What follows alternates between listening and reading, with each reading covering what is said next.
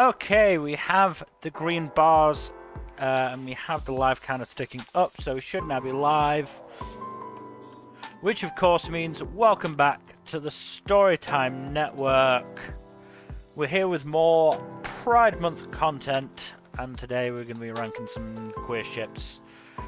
Hopefully. Please note that this tier list is by no means inclusive of every single possible queer ship. Is not comprehensive in the slightest. Mm-hmm. Not even of the stuff we've seen, but like we had to cap it somewhere. Look, we have 94 fucking ships on here. Mm-hmm. Some canon, some non-canon, some fucking good, some bad. We'll obviously see as we go where everything goes in that sense. So just get that up so that I can, Let's start off with the 13th Doctor and Yaz from Doctor Who. Couldn't figure it out. Actually, I think that is in alphabetical order. Great. Holy shit. And obviously, it's alphabetical order from, me writing things in, whatever, or the characters in whatever fucking order I choose to, so might not make as much sense to you, Jack, but hey.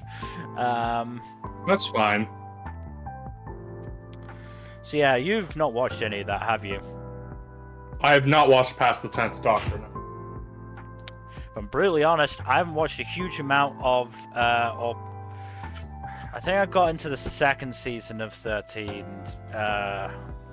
Doctor, but not a huge amount past that. I mean, the issue sort of... just going to put this down. We never really talked about in what sense we were ranking these and what criteria we were ranking these. Criteria can be just whatever we want it to be. Yeah. Like, do we want to make it how good how much we like the ship? Because that's probably the best way to do it. Involves the fewest, like, least amount of, finagling. Yeah.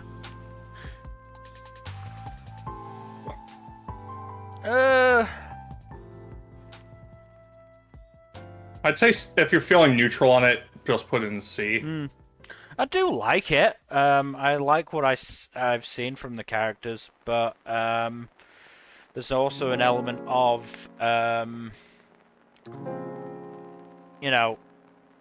certainly for most of her run, 13 was not really in a position to be in a relationship, just because of character things. She was definitely the Doctor that sort of tried to hold back from her companions as much as possible, in a sense. She would talk a lot, but very rarely about stuff that actually, mattered.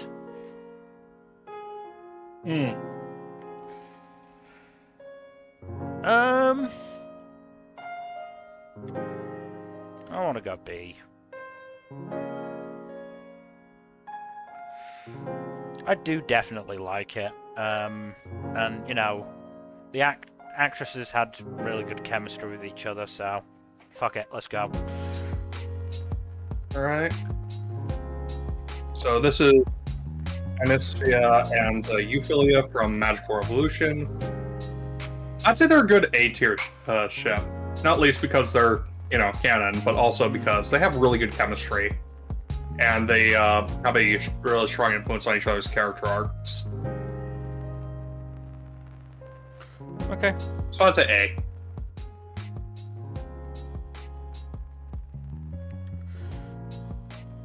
A. Zerafale and Crowley from Good Omens. So, have you seen or read Good Omens? Anything from Good Omens, really? Really? Not yet. I'm no. surprised. Honestly, the two have great chemistry with each other. Just gonna say. And you're saying that as somebody who's pretty much just read the book, right? Yeah. Yeah, apparently they cranked up the chemistry even more in the live action, Well, which that's is because insane. Michael Sheen and David Tennant have very good chemistry with each other as well. Yes, they're menaces, both of them. And they're both very, very good actors, so it doesn't shock me that, you know... Yeah, it's pretty easy A tier then. Yeah. I don't know about S yet, but... Above, below... No, let's put it below for now. For now. The Baccarina Polycule. Now, on the one hand, I just want to say, it's been a fascinating journey going down the rabbit hole of, is polyamory included in, you know, LGBTQ and queer and all that jazz? We're going to say, as long as there is a, you know, potential for a queer couple in the polycule, it's going to count. Yes. Not to mention, like, Ocarina is basically a magnet for both men and women alike. She is, as you might say, a black hole of attracting people. Mm-hmm. But yeah, I do think this one is going to go a bit lower just because there's several members who are extremely jealous or possessive.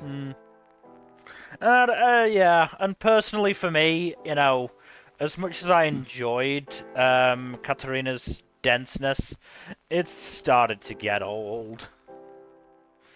Yeah, there's only so much you can be a dense idiot and still be like...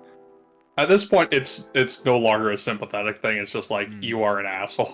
Or just like, way too oblivious for your own good. C tier seems about right. You get to the point of, okay, if you're actually this dense... then I don't know how you survived this long. I mean, to be fair, Katarina's died once already, so... yeah. You could say that she hasn't survived that long. But still. Oh boy, Bakudeku, Bakugo, and Izuku. Yay, yay. I'll let you do this one, Bill. I'm sorry. I am sorry, but... even... I can't set aside my, you know, feelings for Bakugo as a character, but at the end of the day, Bakugo spent 10 years, 11 years, you know, abusing Izuku. Yeah, just relentlessly bullying the kid. I've kind of stopped liking using the word bullying because I feel like that allows people to excuse it.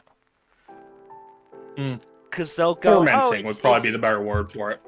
It's just bullying, you know. Everyone goes through a bit of bullying, but if you actually go abuse, people start to sit up and take notice a little bit more.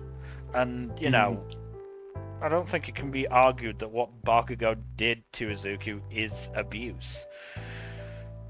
I'm not, you know, I'm not in the camp of fully going all in on Bakugo and saying, you know, he should suffer horrendous consequences as a result of that abuse, or for that abuse, because at the same time, though, like, shipping him with Izuku is just too much. Look, I can accept Bakugo bettering himself, but at the same time, that doesn't mean I think he should end up with Izuku.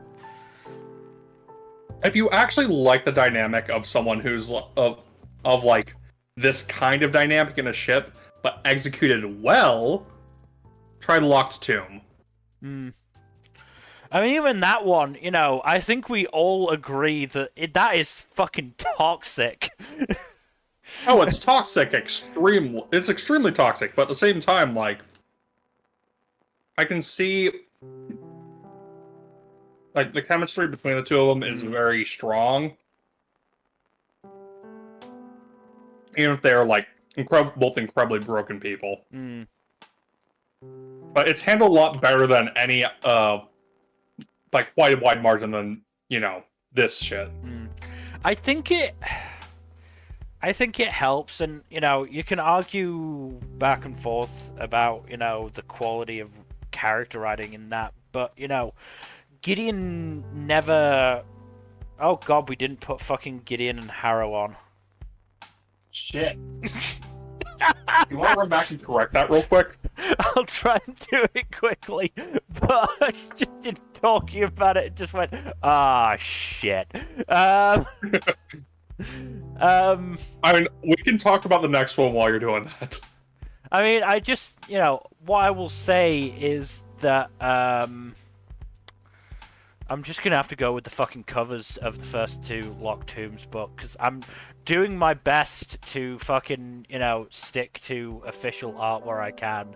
It feels bad to, take somebody's art without permission, and, too socially anxious to actually, ask permission. I get it, man. I get it. Anyway, so what I was saying is, I feel like part of it is that, I don't know, it feels like Gideon came out of the other side slightly better. Again, your mileage may vary as to how good that is in terms of writing, but yeah, I don't know. Well, the other thing is Gideon is like, actually someone who both understands why Harrow is the way she is, and also is like, she's basically the only one who really can be on Harrow's level. I mean, part of it, I think, maybe even comes down to, Horikoshi has never really been that interested in exploring romance, really. Well, not even romance, exploring Izuku's past. And, the effects that growing up in a society that repeatedly discriminated against him for 10 years. Horikoshi has never really, I don't want to say bothered, but he hasn't really gone into that. Yeah. Whereas, it's clearly something that Muir... A lot of fans really like. Oh. Yeah. It's clearly something that Locked Tomb is, focused on. Is, taking... The effects of the past on the present. Effects of the past on the present, but, also the effects of this system that dickhead McGee John has, perpetuated throughout the fucking universe. Yep. We have plenty to talk about for the next Locked Tomb podcast, I know. Yeah, we just wait on the next book, basically. To be brutally honest, we could, because I'm fairly sure you did the first one before Nona came out, right? Yeah. That was, I mean, that was before I'd read the series, so I could now participate. But we could probably do an entire podcast on Nona, frankly. Yeah, but we should get back on topic because we spent like a good 5 to 7 minutes talking about I know, this. but Bakudeku is one of those that just creates such controversy in various communities that I do feel like it needed talking about it a bit more length. Yeah. But let's talk about the frankly... Yeah, let's talk about the frankly superior Bakugo ship, which is with Kirishima. Where do you want to put it? I mean, part of the issue is that neither Bakugo nor Kirishima are, overly high on my list of favorite characters. Obviously, I have read many a fic with them as a couple, but I do feel like Kirishima definitely brings the ship up a lot more than Bakugo does. I mean, the other thing is, obviously, we are talking about non-canon versions of the characters here. At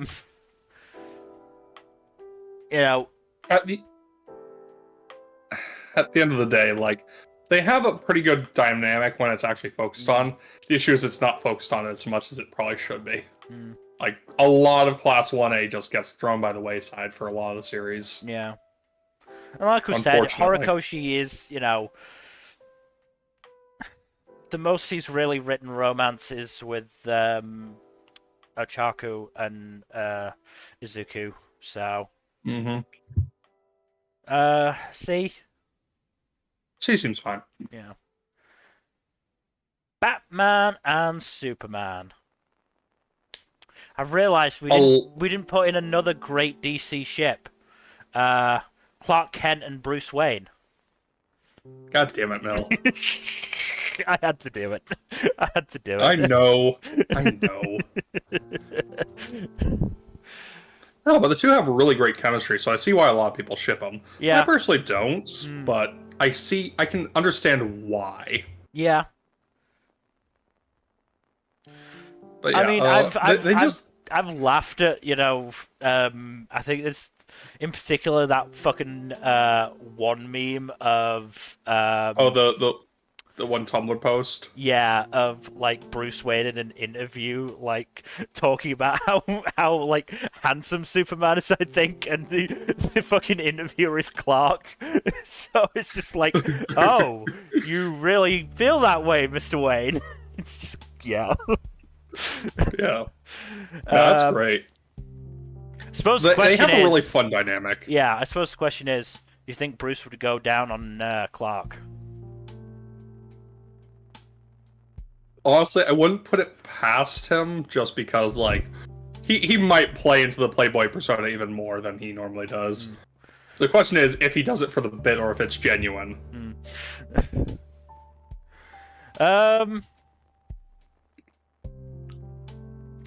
C or B? I'd say B. B seems fine. Alright, yeah. I want to save C for the stuff we're, like, truly, genuinely either neutral on or very torn on. Fair enough. Louis and Legoshi. And if you're wondering why this is up here when the list is in alphabetical order, that would be because I named the file B-Stars like a fucking idiot. I mean, this is the plot of B-Stars, though. I know. But yes, these two are so gay together. There's some good shit. Yeah. Like, they have a really, really fun relationship between the two of them. I mean, look, I like Legoshi and Haru, but this is the true ship of B-Stars. Why can't it just be a triad? I know. Honestly. Because, as much as we love, isn't the author's name Itagaki? Itagaki. Paru Itagaki. Paru Itagaki. Fucking, what is it, daughter of the Baki mangaka? Yup. Always insane to remember. But unfortunately, she wasn't... well, as far as I know, she wasn't quite willing to commit to that. I still haven't read the last 2 volumes, and I do mean to at some point. But as far as I know, she didn't commit to that, to a trio. SMH. But this is still easy A tier. Yeah, I was going to say, I think it's A tier. I don't quite have the investment in it that I would say give an S tier, but I would definitely say A tier. I'd say bottom of A for now, but yeah it's still A tier for sure. Bottom. Bisco and Milo from Sabakui Bisco. I know you have a bit more investment in this ship than I do, but I still think it's pretty good. No, I do like it. I don't have like a huge investment in it, not yet. I still need to read the Bisco light novels, and so we'll see how I feel about it once I'm through the first 3. Yep. But I would say probably B. B seems good. Yeah. I would personally put it above Batman and Supes. Yeah, definitely do that. This one is you, Blake and Yang from Ruby, Bumblebee. I can't say I'm entirely unbiased with this one. I'd say S personally. My dude, we're going completely biased on this one. S tier it is. Fuck it. Also, all the haters can go fuck themselves. As soon as we decided that the criteria was going to be how much we liked the ship, we were going full bias. Yes. Oh, good old DCL. This one. How much does Oh that boy. ending affect your feelings about it? Quite a bit. Like, look, the actors have great chemistry, but at the very least, Jensen Ackles was never really playing Dean that way, to my knowledge. Yeah. Misha Collins is a fucking chaos gremlin. He absolutely would play it that way.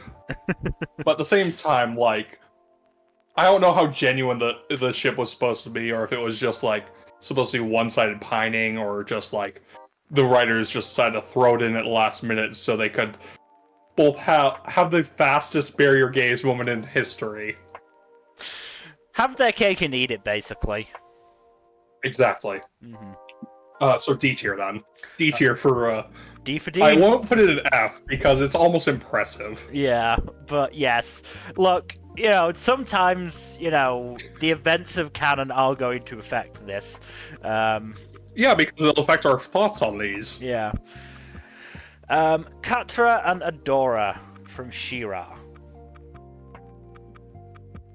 Is it bad that I also want to put this in S? It's up to you, though. I will say if we feel we have too many in, or certainly if I feel we have too many in S, I'm going to advocate for moving some stuff down. That's fair. I'm gonna try not to abuse this too much, but I do think this is an S tier because like a good core of the show revolves around the relationship between these two. Like the whole like one of the central plots of the show is the relationship between Katra and Adora. Yeah. Cauliflower and Kale from Dragon Ball Super. This one's a pretty fun one, but it's not like anything crazy. Yeah, I would probably put this in C. I just don't have that many strong feelings about it. Yeah, I'd say high C, low B, for sure. Put it at the top of C then? Sure. Chisato and Takina. These two have a really great... These two are gay. Let's be real. They're gay. Damn you, Japan, for having an atmosphere about queerness that makes it so that this can't just be outright gay. It's like it's so close to the line between subtext and text. Just so close. Pray to fucking God that when season 2 comes, there is going to be a relationship upgrade. I hope so. I really hope the creators aren't cowards. I mean, the creators, clearly are not bothered by having gay characters, because they had, They had Mika. Yeah, they had Mika and his doomed fucking relationship. Yeah. With the asshole. Dude, that's... Yep. You gotta love the tragic gays. We have more than a few of those on this list. I mean, I just going back to... I still fucking love that moment where Mika reveals that he's been faking that injury the entire time. That is such a fucking great moment. Yeah. But yeah. I will say, due to the lack of confirmation right now, I'm leaning A. A is fine. I'm not going to advocate for everything in S, because I'm not that bitch, but... I do think the next ship is also in similar territory to Chisato and Takina. Diana and Akko from Little Witch Academia. Yep. Like, there's a lot of very strong subtext, particularly in the latter half of the show. But at the same time, like, there's nothing concrete. Because it's really, at the end of the day, not the kind of show that's going to focus too heavily on romance to begin with. I do find it hilarious that they tried to introduce a love interest for a male love interest for Akko early on, and they just completely fucking sidelined him in the back half of the show to focus on her relationship with Diana. Sometimes make that what you will. Yeah, sometimes the people working on the show are listening. Yep. Look, Trigger has made some really gay shit. Okay? I mean, we're gonna be getting onto some more of the gay shit that fucking Trigger has made. Yes, but I'd say like a low A, high B on this one. We'll put it top of B for now. Yeah. As always, we can move stuff around if we're not happy with it by the end of the list. Yeah. The Doctor and Captain Jack Harkness. I have specifically chosen an image of the Ninth Doctor because I think that was probably... Wow. He was the Doctor that Jack really spent the most time with and therefore had the most chemistry with. And I picked that picture. They had really good chemistry. They did, and I picked that picture to, you know, shout down all those fucking press releases and articles about how, oh, Doctor Who had their first same-sex kiss. No, they fucking didn't. Doctor Who's been like... I mean, if we're talking at the very least revival, because I can't say about the original 8 Doctors, but certainly from the revival, this was. Fuck you. Yep. Don't try and erase that, thank you. So I'll leave it to your discretion where to put it, because you're the bigger Doctor Who fan. But I'll probably go along with what you say. Again, this is one that I don't have a huge amount of feelings about. There was obviously chemistry, but part of that was... Not a lot of time was spent with Jack Harkness in Doctor Who, to be fair. Part of that was just the fact that John Barrowman just sort of exudes ship with someone, like pheromones. Not to mention, you know, Captain Jack is... I don't think we can even go pansexual. I'm fairly sure he was omnisexual. That man would flirt with anything that moved. He did, canonically. I mean, yeah, he basically did. There's also some questions about whether he ends up a giant head, but, you know, that's beside the point. I'm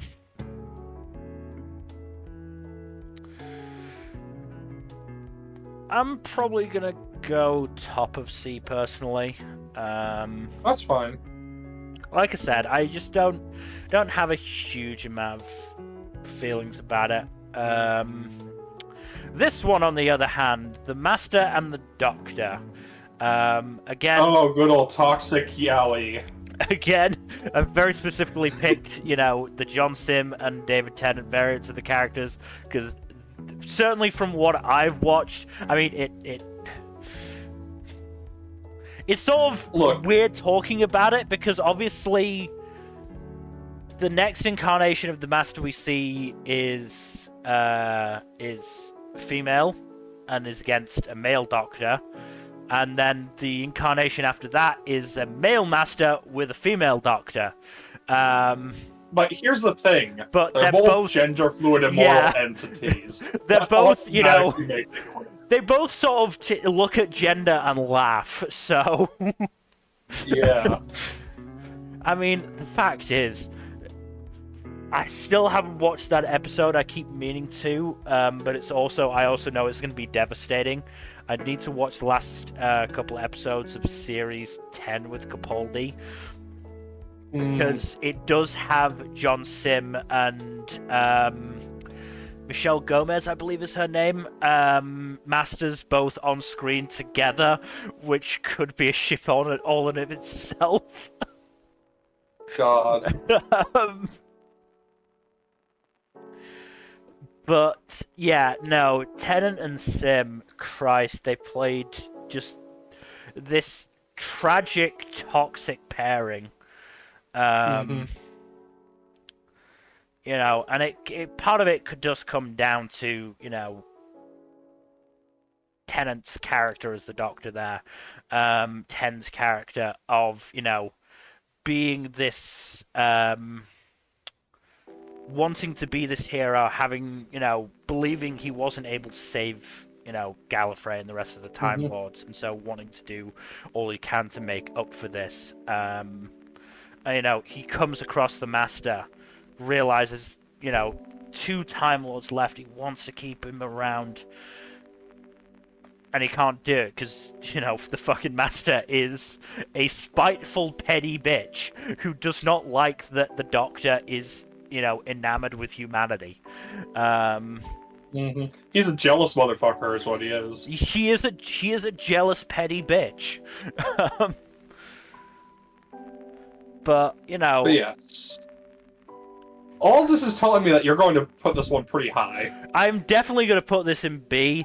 I don't feel, just because of the toxic nature of it, I don't necessarily feel comfortable putting it too high in B. But I definitely have feelings about this ship, if nothing else. I can talk somewhat eloquently about it. So I think I'm going to put it there. Because, yeah, part of it is just that David Tennant is also just a really fucking good actor. Fucking love Tennant. So, Ed Elric and Ling from Full Metal Alchemist. They do have great friendly chemistry, but I don't really see them like as a ship personally. I mean, again, yeah. Personally, I agree. I put it on there because I know people do ship it. Because of course they do. And it's better than most of the other Slash ships in the FMA fandom, if I'm being honest. Look, it's better than Ed and Mustang. Exactly. Nothing else, because Mustang's a fucking adult. Mustang is like in his late 20s, and it is only like 16. I think he's 15 at the start of the series, because I think he's 15 and Al is 14. Jesus Christ, yeah, that's a no. That's a no for us. I mean, hey, we should have put it. Is okay. We should have put it on here just so we could put it in F. But hey, Edling is fine. I don't mind Edling. Yeah, no, you know, it's inoffensive. Again, not huge amount of feelings for it, so probably C. I'd say C, yeah. Where do you want to put it in C? I put it above Bakugo Kirishima, probably. You said Baka, and I just immediately went, oh, Bakarina. Oh, wait, we've got Bakugo and Kirishima. Yeah. Also, I can't remember if I've told you this, but I'm gotten my mum to basically read the volume of the FMA manga that covers the Ishval War. Just because I obviously, you know, I do think that the manga does it better because it spends more time on it. Yeah. Doesn't condense fucking 4 or 5 chapters down into one episode. Ida and Rain from the Owl House. This is a good one. This is a good one. Again, because of the rush nature of the show, because it got cancelled, and the fact that, you know... Rain isn't introduced until a good chunk of the way into season 2.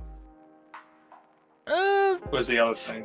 I mean, Rain was... I believe they were in the one... I think the second episode they were introduced. Oh, right. I'm probably thinking of someone else. I mean, Rain, it's a case of they just... it's just a case of they just didn't get as much focus because, you know, the story needed to be basically bull rushed to the point of, you know, getting to the Day of Unity and sending the kiddos into the human realm. Stupid Disney exec. Yeah. But, you know, everything we get from the pair is fantastic. They clearly have fantastic chemistry with each other, clearly adore each other. I mean, that fucking flashback episode where they first meet is just an absolute gem. Yeah, no, they have really great chemistry. Their relationship is really cool, and it's actually properly fleshed out, even if it doesn't have the time to breathe it should have. Yeah, so I'm gonna go A. A is good. I think A is good. Where do you think in A? Honestly, wherever you think you want to put it.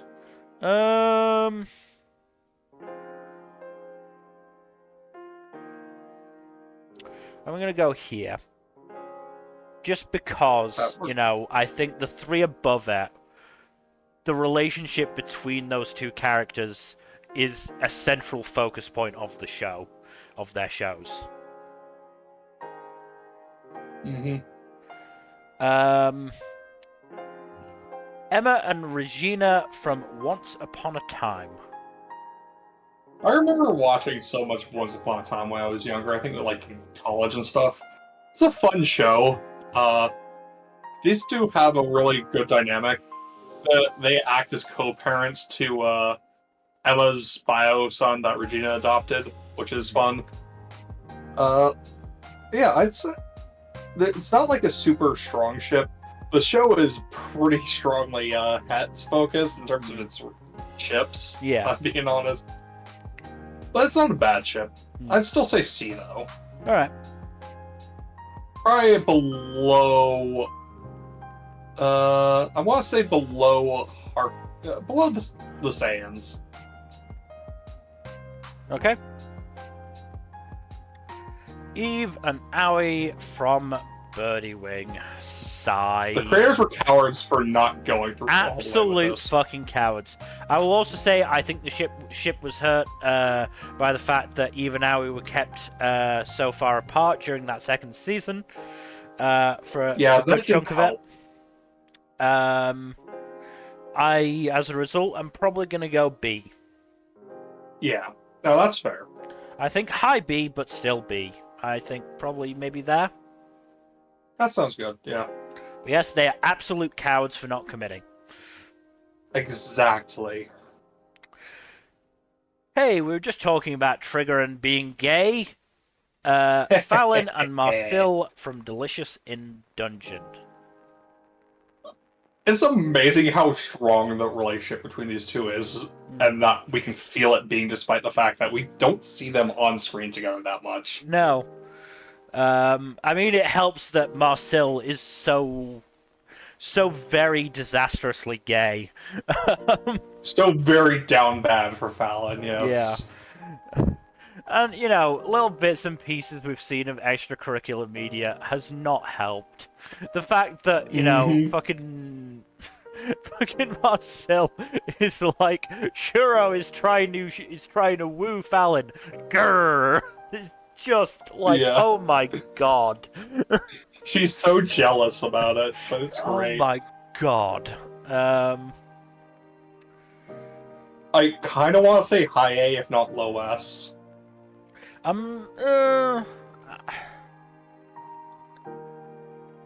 can go with A. I don't think it's quite S for me. Just because we don't, as much as we can, you know, see the strength of the relationship, there is just not enough interaction between the two characters themselves that we see. It's not the focus of the show either, which is, you know, that's fair. But yeah, I'd say A. I'm gonna go. That seems fair. Again, I'm gonna do the same thing. Of these three are the focus of their shows, compared to Franziska von Karma and Adrian Andrews from Ace Attorney. You know, it's really funny. It took us 3 games to get a prosecuting attorney who wasn't even the slightest bit gay-coded. And that was mostly because Godot was revenge-coded. Yeah, also, Godot was confirmed to be... Well, Godot was confirmed to at least be into women, but, like... We got... Yeah, no, the thing is, Godot is just... Yeah. But Godot was focused on other things. Yes. Meanwhile, Franziska is, like, super lesbian-coded. I will also say, if you think this looks weird, that is because these two characters are never on screen together, so it's kind of hard. It was kind of hard to find a picture of them.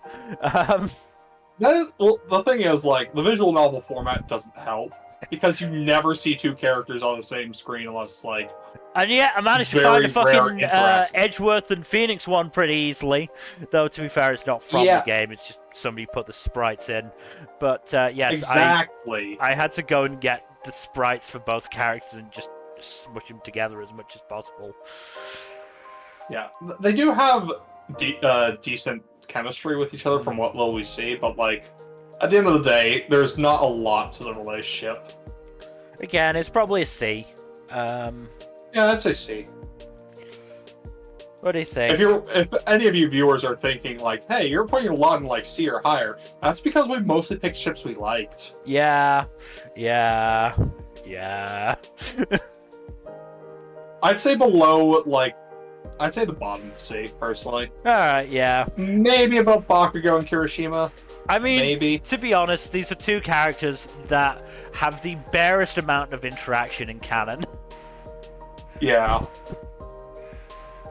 Oh, hey, another one where the creators were fucking cowards. Fuka and Kukuru from Aquatope on White Sands. So I believe we mentioned with Little Witch Academia where the creators tried to introduce a male love interest for one of the ship participants and quickly dropped them because it was clear that it was doomed. We can say the same thing about this one. Yep. The funny thing is, like, I don't even hate the character who they tried to hook her up with. It's just like... No, he's not a bad character, but yeah. Yeah, he's just, like, such a side character by comparison. Mm-hmm. Such an obvious side character. But yeah. These two have a great dynamic between the two of them. Again, it's I do think it wasn't focused on enough in the back half compared to the front half. So I'm feeling like it's going to be around the even Aoi mark. I'd put it below that because even Aoi at least are like overtly flirtatious. Yeah. Like, I cannot see any argument to those against those two being sapphic. Whereas with Kukuru, maybe you could argue that she isn't, but I don't know. It's hard to say. Mm-hmm. Gallo and Leo from Promare. Another trigger example. Who'd have thought? What do you know? I'm gonna be honest, I haven't watched this fucking movie since... Well, I only watched it the once, and that was before the pandemic. But I do vividly remember, because I'd obviously see, me being somebody who finds a lot of gay fan art, if I'm brutally honest. Do remember when I was leaving the movie and walking home afterwards, thinking, okay, I see why this became a popular ship. I can see it. Yep. Not to mention the whole mouth-to-mouth thing. I mean, I was gonna do the yes, and they definitely had a kiss of life. Look, that's not gonna stop the shippers. Oh God, ever. no! That's just gonna encourage them. Exactly. What are you thinking? Like B tier, maybe? Again, this is one that I just don't have hugely strong feelings on. Like I said, I can see where it's coming from. It's not one that I'm searching out personally. So maybe top of C then. Yeah, I mean, if you want to put it bottom of B, I'm happy with it going bottom of B. No, I'm fine with it going to C. Okay. I'm not, like, hugely opinionated on it, but I do think they have a great dynamic. It's also been years since I've watched the movie, though. Yeah. I enjoyed the movie for what it was, which was just, a bunch of trigger bullshit. Yes, exactly. Gojo and Gato from Jujutsu Kaisen. Again, toxic doomed yaoi. Yeah, you're seeing a pattern here. Okay. Also, it's not as toxic as some of the other examples. The two men clearly respect and admire one another.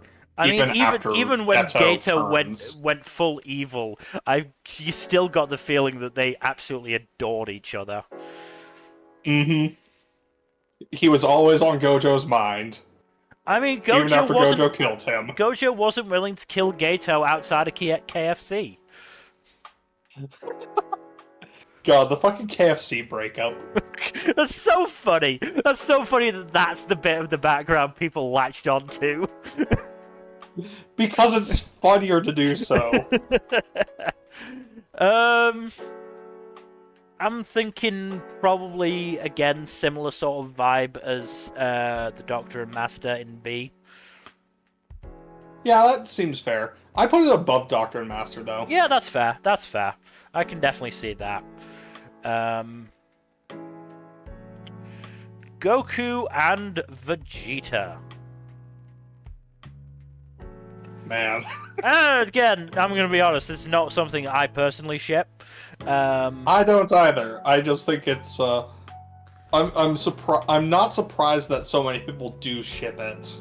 I mean, look, if those two ever hooked up, it would be the epitome of a hate fuck on Vegeta's part. Yes, absolutely.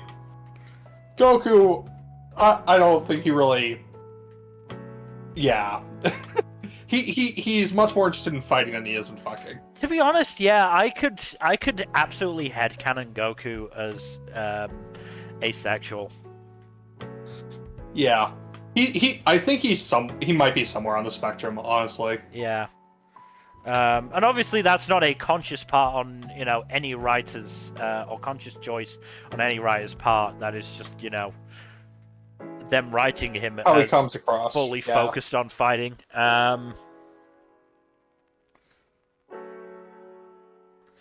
Well, yeah, I'd say, like, high C, low B, probably. I'm probably gonna go C. I would honestly put it below the two that's the fair. other two Saiyans. I was about to say the two Saiyans, but then they're both Saiyans as well. Yeah. They're Gon Saiyans. Yeah. Gon and Killua from Hunter x Hunter. This is all you, dude.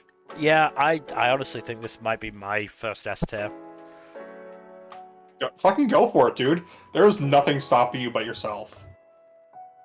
These two are clearly so infatuated with each other throughout the entire series, and there is, look, in the Chimera Ant arc, there is a touch of toxic doomed yaoi, but for the most part, it's fine. I mean, just put an S and be done with it. I know you like it a lot. Put it this way. I'm gonna do this on both their parts. Gon went out of his way to hunt Killua down to, the Zoldyck family mansion and bring him back. And, when Gon was on his quote-unquote date with Palm, Killua was like, I definitely have to follow Gon so that he's not in danger. Yeah, that's definitely why I'm doing this. Not because, yeah. I'll put it in the middle of your two. That's fair. For fairness. I would feel mean just going, yeah, I'm just gonna jump mine right to the top of the fucking queue. But I think in the middle it's fine. Goten and Trunks. I think you could make a much stronger argument for them than for Goku and Vegeta. Oh, 100%. 100%. I mean, it doesn't hurt that, these two basically just hang out with each other the entire series. Yes, they are inseparable, and thus insufferable together.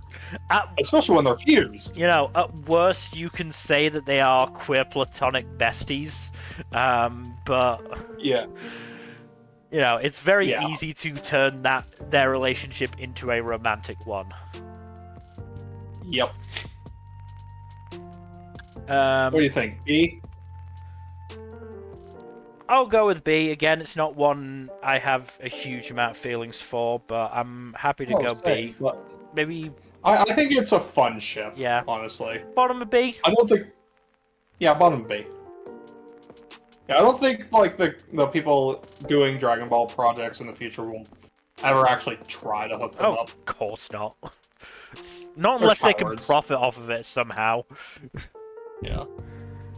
Harley and Ivy. Harley and Ivy. Which has been a thing far, far longer than the Harley Quinn TV show. Oh yeah, absolutely. This is just like the first thing in which like They outside of actually got comics where they- together. yeah. Like there are hints of it in Batman the Animated Series, but this is like the first time it's been like a full-on thing of them being a couple. And you know what? Good for them. Yeah. I think I've You- only watched the first season of the Harley Quinn show, and I've not really got a huge amount of DC exposure otherwise, so this is... They still have fucking great dynamic even in the first season. I mean, obviously, yes. I'd say an easy A tier. Yeah, fair enough. Part of the issue with it is that as much as I would like to watch the show, in the UK, it's on the worst streaming service in the entire country. Oh yeah, Max. All four. I'm not sure if we get Max over here, but all four tends to pick up that kind of stuff. Where do you think in A? I'd say probably above Fallon and Marcel at the very least. Okay, Because, you know, I can, canon. yeah, I can go with that. Or yeah. Hibiki and Miku from, I believe, Madoka This Magica. Symphogear. Oh, Symphogear. Symphogear. Look, there was the two shows in my mind that I've never seen, but I know are very gay. It was a coin toss which one it was. Yes, this is one of them. Hibiki and Miku are one of my favorite ships in most anime, honestly, so they're an S. They just have a really sweet relationship. They, like, in the first fucking season alone, though, they sleep in the same fucking bed. Oh dear. You cannot get more gay than that. Yeah. You need to watch the figure at some point, though. I'll try and make time, but I don't have a lot of it. Hinata and Kageyama from Haikyuu. This is all me. Like I said to you, Jack, Haikyuu is not really a series where I ship many people. Is this the one exception? Not really, no. There are, to be honest, I probably should have put another ship on. I just didn't really think about it, which is Bokuto and Akashi. Because I definitely, honestly, I do ship them together, because, oh boy. There is a definite thing there. Hinata and Kageyama, I could honestly see it, most definitely post time skip. Because I think at that point, both Kageyama and Hinata are very much more secure in themselves and their abilities. And, you know, I don't think anything would get in the way in that sense, in the way that I think it probably would if they were to get together, you know, during the story or even, you know, before they graduated from high school. As I said, though, I'm probably going to go B. That's fair. Let's say above Batman and Superman. This one, on the other hand, Yuji, Megami, and Nobara, I have a lot of affection for. I'm gonna be honest. You want to put an S, you can put an S. I'm gonna be honest, I'm gonna put it there.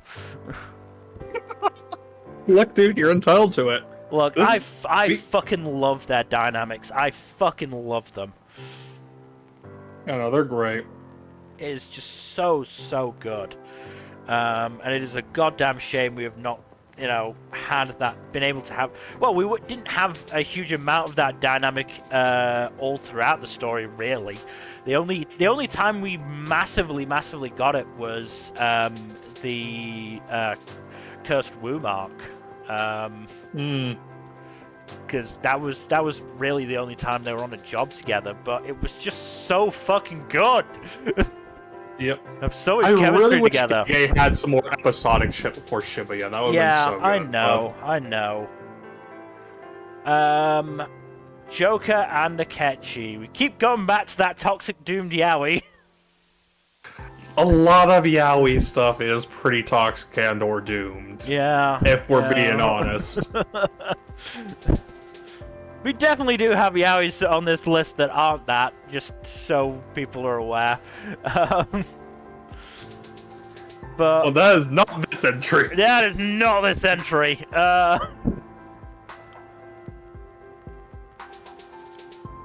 Where do you want to put it? Put it this way. I know you want to put it high because you yeah. like this dynamic. Put it this way: there is a bad ending for Royal that ends with Joker and Akechi like it's either playing chess or drinking coffee together, something like that. And you know, the implication is that is what Joker wanted. Like that was his deep down desire. So I'm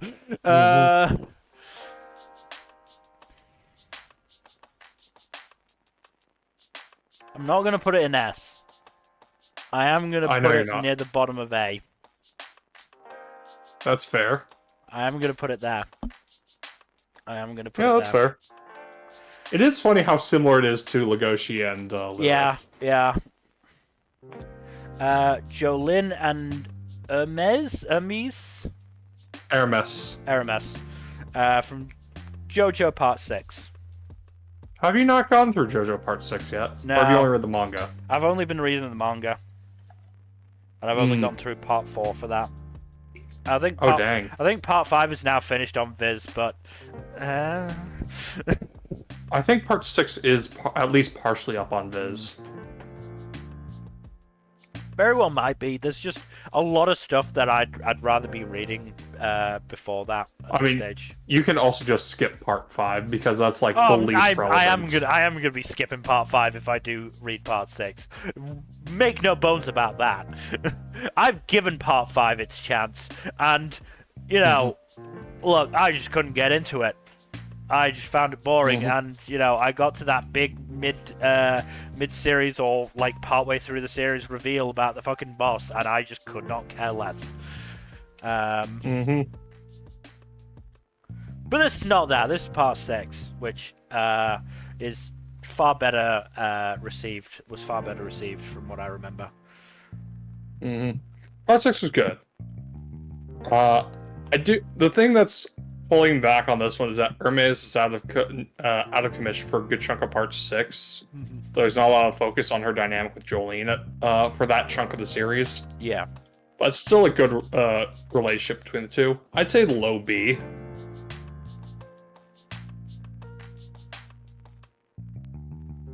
Probably above Bats and Soups. Alright. Oh hey, another doomed yaoi! Joseph and Caesar from Part 2. Caesar!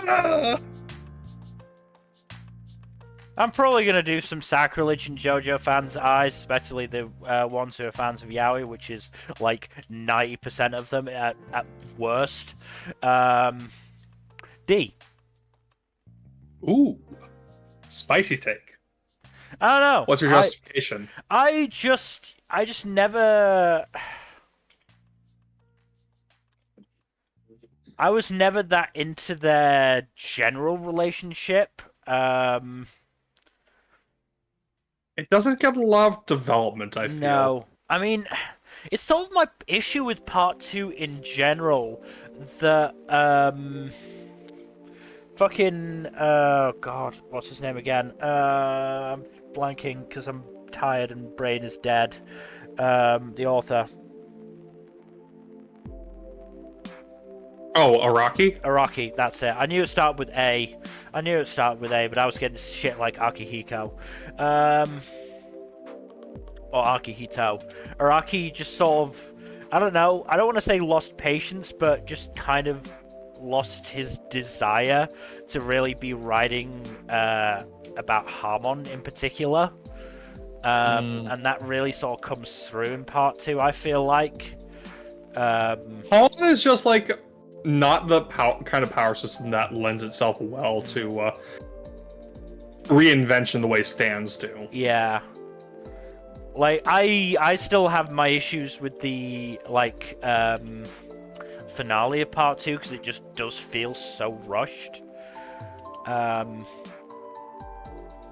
I do genuinely think that Araki just didn't really want to be writing about Hamon anymore. And, you know, it bleeds into other aspects of Part 2.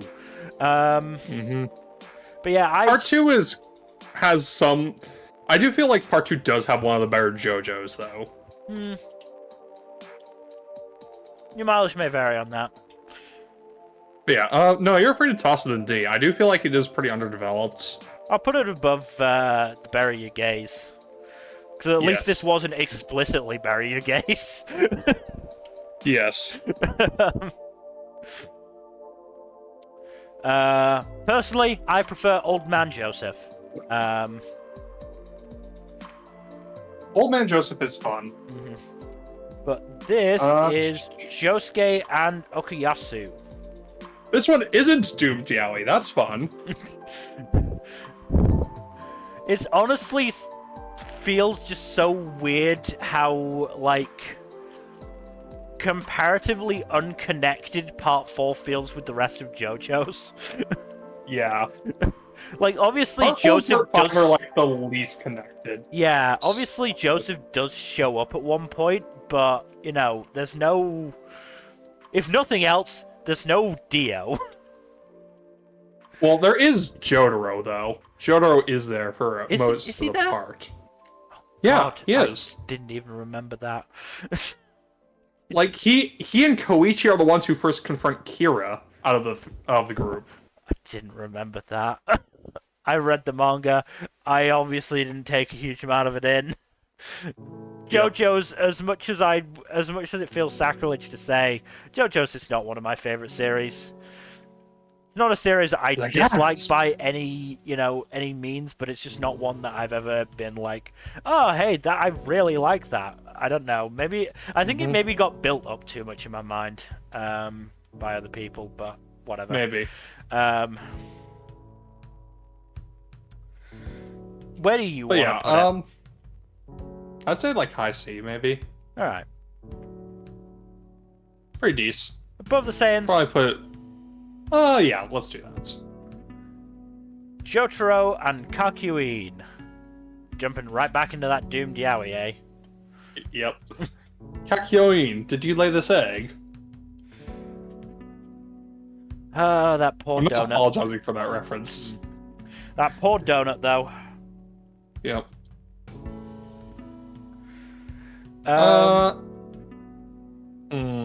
This one I can probably get behind a little bit more than the other two JoJo ships that I know of. I still wouldn't put it especially high, but I'd personally probably put it high C. Yeah, no, that's fair. We can put it there between. I mean, part of the issue is like Kakyoin is out of the group for a good chunk of the second half of Part 3. Yeah, because they then he blinded dies him against Dio. Yeah.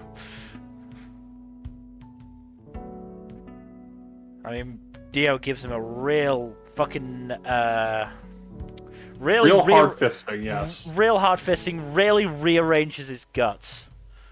Didn't even take him out to dinner first. No, what a shame. Junko and I from Zombieland Saga. This is a good ship, honestly. This is a good one. It's also probably the closest one to canon. Yeah, we probably could have gotten away with chucking in Saki and Sakura. Probably, but that one has a little bit less basis for it. Yeah. I mean, this one had basically like at least one episode, maybe a two-parter? I can't remember. Devoted to it. In season 2. Yeah, it was two-parter in season 2. Two-parter in season 2 of Junko getting really worried that I would leave the group, and then it turned out that I had some kind of feelings for Junko. Yep. Still fucking love that song as well. Yes. Also, the fucking guitar smash. Look, Kotaro said "smash it" so many fucking times. Yes. He can't It's entirely on him. He can't be surprised when Junko followed through. Yes. I'm probably gonna go high B. I want to say high B, low A. Yeah, I was thinking that. Top of B or bottom of A, do you think? Let's go with top of B. Okay. Junna and Nana from Review Starlight. Oh boy, we're gonna have some bounties on our heads here if we don't, Look, we get these ones wrong. out of the 3 Starlight ships we have on here, this is one that has the least focus. Yeah. I feel comfortable putting in like a high B, but I don't think it's good to put it lower than that. I do think it's a good dynamic the two have, especially in the movie. The movie does a lot for the two of them. The movie's just a lot for the ships, to be brutally honest. For the ships in general. We don't have them on here, but there's also Kaoruko and Futaba going through their divorce. Yeah, I would be disinclined to put that one particularly high, if I'm brutally honest, but yeah. I'm thinking mid-B for this one. Mid-B sounds good, yeah. I'd say, probably right around Gojo and Geto. I don't know above or below. I'm gonna go below. Split up the Toxic Doomed Yaoi. Yep. Kara and Lena from DC. I believe you said the Supergirl TV show? Specifically from the Supergirl TV show, yes. Yeah. So the dynamic between the two is really good. They were never going to make it canon because the showrunners of that particular show were cowards in that way. They were happy with making side characters, they were happy with all sorts of queer side characters, but they were not willing to let Supergirl be gay because, or bi rather, because, they're cowards that way. Oh, of course, yeah. Let's say C tier. If it was more fleshed out and it actually had a chance of happening, I'd probably say higher. But yeah. I'd say right around Emma and Regina. It's in the same ballpark, Yeah. Yeah, that's fine. I'm gonna go below just because I actually know Jennifer Morrison. Sorry. Jennifer Morrison's great. All right, who's next? Karen and Hikari. Oh boy. I'm gonna get fucking torches and pitchforks after me for this one, but I'm gonna say this is the worst of the 3 we have on. Yeah. I mean, the issue is Hikari is, a very kind of an asshole. Very inconsistently written. It would help. The movie does help the ship a lot, but there's a lot of dumb bullshit in the series. I'm willing to still go B, but it's gonna be I'd say low B. Yes. Yeah, that's fair. I'm gonna put it bottom of B.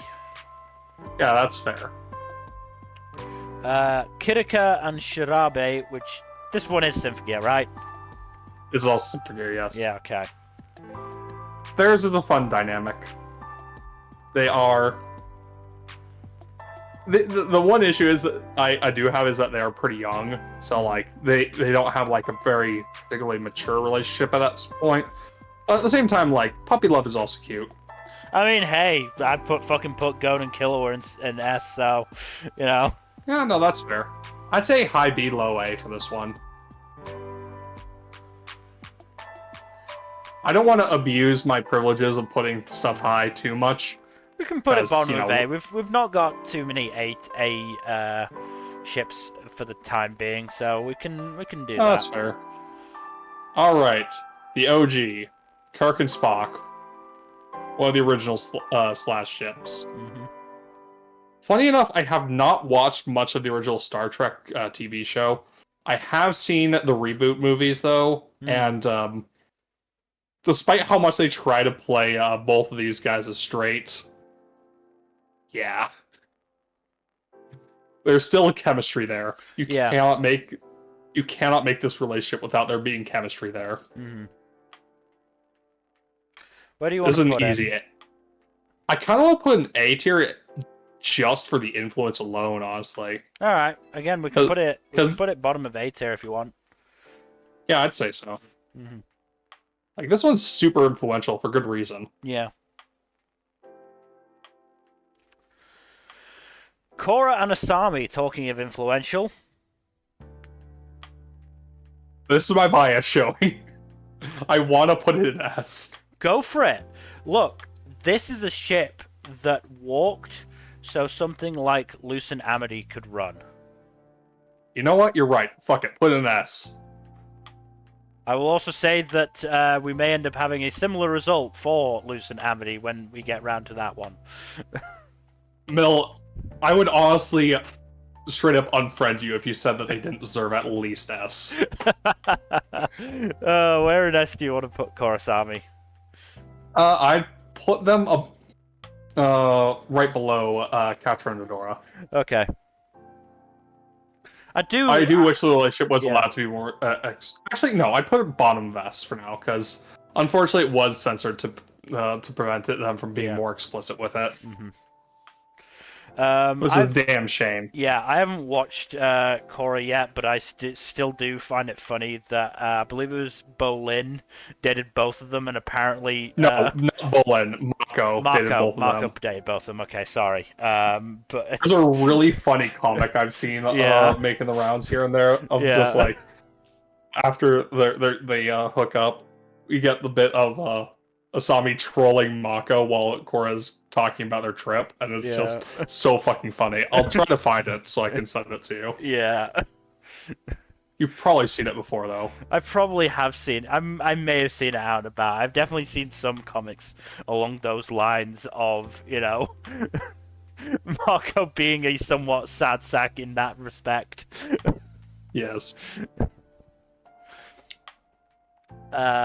Then we have Kotetsu and Barnaby from Tiger and Bunny, I believe.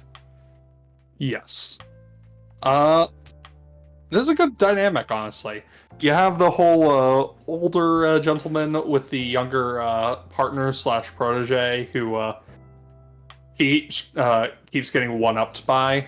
It's a really fun kind of rivalry dynamic that the two have, while still being, partners. Where do you want to put it? Honestly, I do think it kind of deserves an A. That is your prerogative. I'd say bottom of A, though. Okay.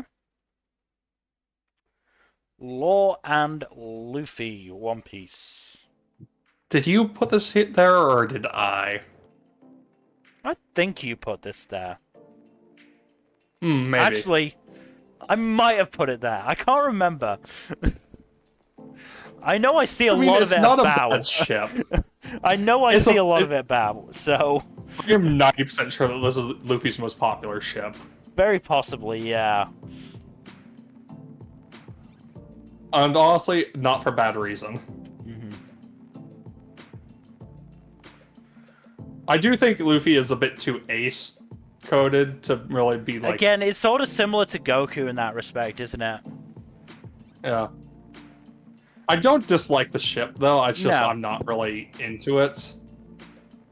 If you want to put in, like, B tier or something, I won't complain. Again, I don't have strong feelings about it. As I said, I see it about a lot, but I don't necessarily ship it myself. Honestly, it's not the... There are a few popular One Piece ships that I either have no strong feelings for or actively dislike. This one I just don't have strong feelings for. There is one I actively dislike on here, but we'll get to that. I'm gonna put it above Goku and Vegeta, just because it's in a similar vein, but less, slightly less toxic because of the relationship between Law and Luffy. Yeah. Do, do, do, do. Peak. Do you want it above or Put it below? at the top of S. Okay. Just put it at the top of S. Okay. Well, fine. Well, Look, it's I know really I wasn't fucking good. gonna. Yeah, no. I wasn't gonna have to debate you on getting into S. It was where in S that was going to be a bit of a debate. Yeah. No, I'm fine. At most. Fine putting it at the top. Yep. They deserve it. Yeah, no, they are very, very, very good. Madoka and Homura. Now, this one is from Symphogear, right? No, this is from Monica Magica. You know this. I know, I'm being a shit. Look, this is like one of the iconic Yuri pairings of magical girls. It's really fucking good. Mm-hmm. At the same time, like, they haven't done actual, like, it's hard to say whether or not it's been confirmed canon or not, but, like, there is canon implications that at least Homura is in love with Monica. Mm-hmm. All that said, A tier. Okay. Where in A tier? I'd probably put it below Reynita. Actually, no. I'll put it right below Fallon and Marcel. Alright. Sally and Maple. From both. Fucking love these two. Yeah. These two do have really good chemistry with each other. They don't spend as much time with each other as they could, though part of that is by design. So they aren't just, hanging out with each other, though. If I'm remembering correctly, isn't it the end of Season 2 where they basically go, we haven't hung out in a while, let's have a date? Yeah, at one point, I remember them going on what is basically a date at one point, and it's very nice. Yeah. They have just a really good vibe and dynamic with each other, it's great. Mm-hmm. I mean, if I'm remembering correctly, I think it's a Season 2 OP is basically them just traveling around places. Yeah, no, it's really cool.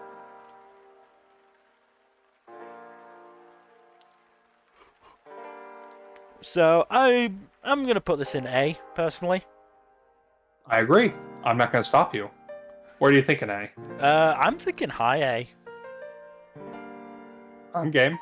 You want to put it just below heart? I was gonna put it there. You know what? Fair enough. Do it. I just really like the characters as well. It really helps that way. Okay, hate fuck extraordinaires, Maya and Claudine from Review Starlight. You know this is probably going to be the highest ranked Starlight ship, right? Again, there's such crackling sexual tension there. Yep. I'm still probably gonna say B, but high B. I'd say top of B, honestly. Okay, I'm willing to put it there.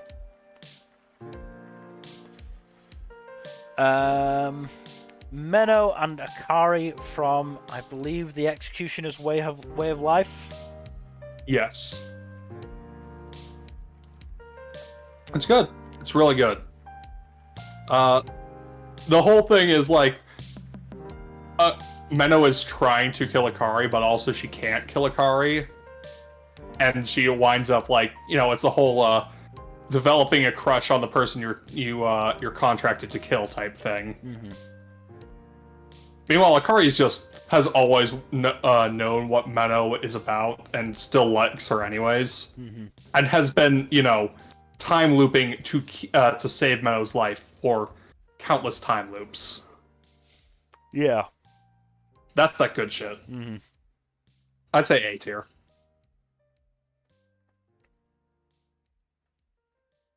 I'd put it right above Monica and Homura. Actually, above Fallon and Marcel.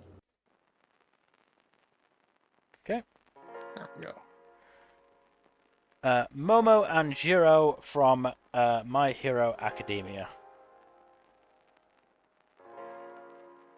This is honestly the queer ship from My Hero that has probably the most actual canon justification for it. or like support for it. Yeah, because Jiro at least like she seems at least a little bit queer. If nothing Like, let's be else, honest. there is that one fucking scene that I remember from one of the light novels that is basically the two of them having a date at the culture festival. Hmm. And, you know, Momo being like, oh, I wish I could have seen you from the front row, but hey, I got to see you from behind, which is pretty great still. Mm-hmm. You know, Jiro getting all blushy about that.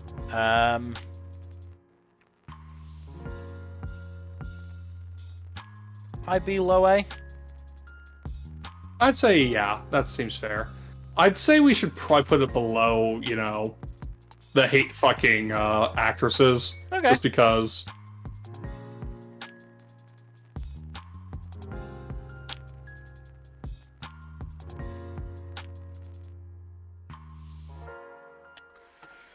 Yeah. Alright. Nami and Nami Vivi. and Vivi. One Piece. Let's be real. Out of all the main Straw Hats, Nami is the most gay coded. Yeah. And like her relationship with Vivi is great. Mm-hmm.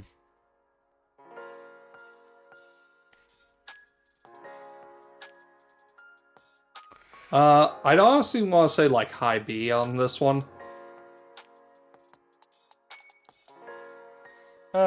Below Momojiro? Yeah, I'd say so. Actually, yeah. Alright. You know what? Yeah. Good old Naruto and Saw sucks. Naruto and Look, Sasuke Sasuke from, sucks. Yeah, Naruto. I think... Do we want to put this in F? Sure, yeah. Do we want to put it Honestly, above or below Bakudeku is the question. It's not overtly toxic like that one is, so above. The issue is Sasuke just sucks in general, so any relationship involving him sucks by default. Yeah.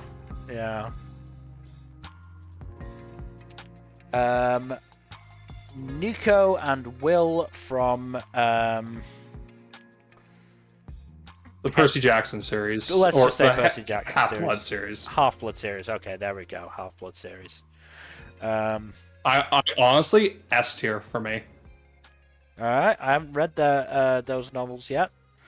I hope to at some point. Like it starts off a bit like hurried development, like when they first like actually lean towards the ship, but at the same time, like everything afterwards is really great with the two of them. Yeah. They just have a great dynamic. Like they have their own solo book that's really good. Mm-hmm. That's where the pitch is from. I believe it's the cover of it. Yep. I'd say like bottom of S for now, but still, it's really good. Okay. Just being an S is still a sign of good. Mm-hmm. Pecorine and Carol from Princess Connect. They have such a good relationship. It's so nice. I'd say A tier for them. Alright. I'd probably put them probably right below Legoshi and Lewis. Alright. The Phantom Thieves Polycule.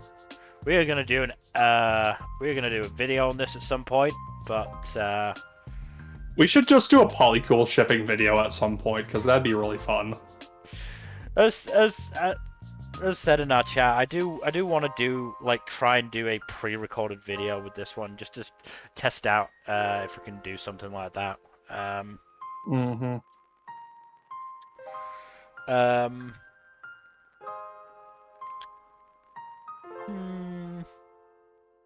What do you think? I'll defer to you on this one, but I also say like an A or B probably. I'll defer to you though, because I know you're much more into this one than I am. I do think it's a good one though. Yeah. wouldn't say I'm hugely into it.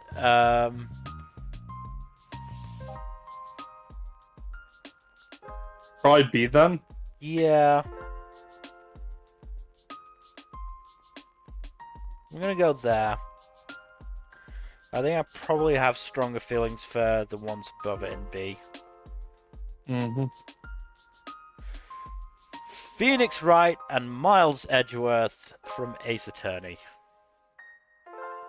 Mm-hmm. I'm thinking A. I'm surprised you're not thinking S. I'm not so committed to it that I'm gonna go S, because I really am just going for the ones that I am like truly, truly attached to. But this is definitely an A for me. Mm-hmm. I'd say probably top of A then. Yeah, I think Or at top least of high A. A. It's so fucking. God damn it! They are just so clearly like, and the game plays with it as well. That's almost the worst part. Is it obviously doesn't never confirms, but it just plays with it. Mm-hmm. Aizawa and Present Mike, My Hero Academia.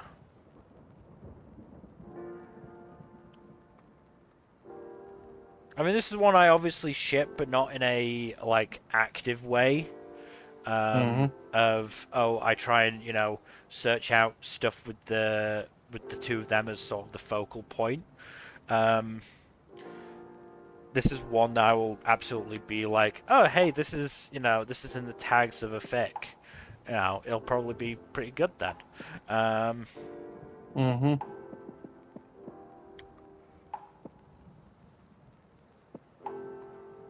I'm gonna go there and B.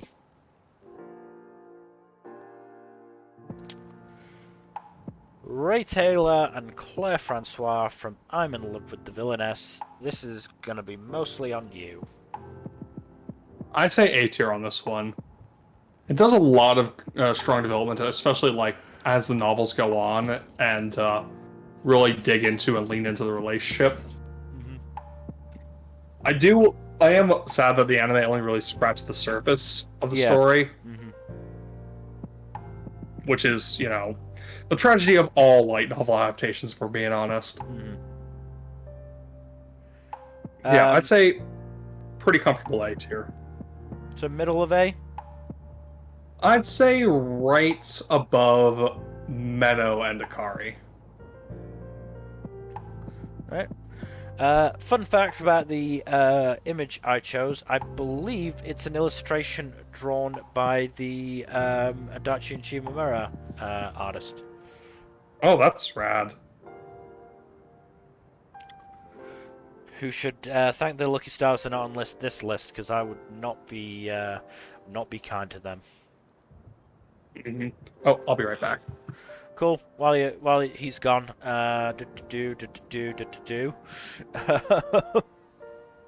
Look, this is another one of those that is so ridiculously gay coded, and I so severely hope that there will be a relationship upgrade in the upcoming season 2. Please, for the love of God, don't be cowards about it. Because, I mean, for fuck's sake, that conversation Longa had with his mum when he and Reki were fighting, and his mum's clearly thinking he's had a fight with a girlfriend, which may or may not just be a friend who's a girl, but whatever, or somebody he's got a crush on, or a girl he's got a crush on, and Longa is lapping all of this up. Part of it is because he's socially a bit of an idiot, but part of it is because he does genuinely feel that, must genuinely feel that way about Reki, and obviously the dub won't have its way to make it as gay as possible. That fucking line, that Reki, my love, significant pause of skateboarding, is just moi. That is truly doing all you fucking can to, establish a ship without actually going through with it because you're not allowed to. Yeah, no, I fucking love this. I fucking love it so much. In terms of other skate ships, I could have put Cherry Blossom on there, Cherry and Joe. Again, it's not one that's a huge focus in my mind, personally. And obviously, since Jack hasn't watched Skate, it would be me ranking them. I'm not shocked that you put those two in S, but I'm surprised you put them so high. God damn. Really? I am surprised you put them above the Jujutsu Kaisen trio. I am putting in my S tier ships are the ones that Bargon and Killua, or those top three are ships that I've read fics for. And I've probably read. I mean, this may be because of just a lack of choice on the Jujutsu Kaisen trio part, but I feel like I've read more Reki and Longa fics than I have trio fics. That's just the way I see it. But this is just a ship dynamic that I just really fucking love. So yeah, I'm putting them up the there. utterly devoted duo, basically. Yeah, but Sunshine Boy and kind of Dim Boy, who's clearly infatuated. Yeah, I was rambling on a bit because this next one is all you, Rin and Nadeshiko from Laid Back Camp. A cozy ship for a cozy show.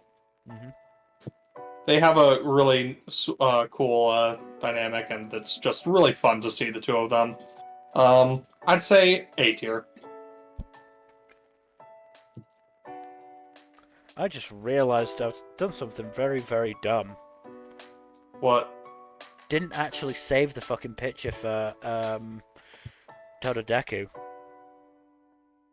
Oh. I was wondering when it was going to come up, but I forgot to fucking do it. I fucking saved it because I had to get one that I quite liked. I actually ended up just fucking screenshotting one of the OPs. So well, let's fix that real quick, huh? Yeah, I'm doing that.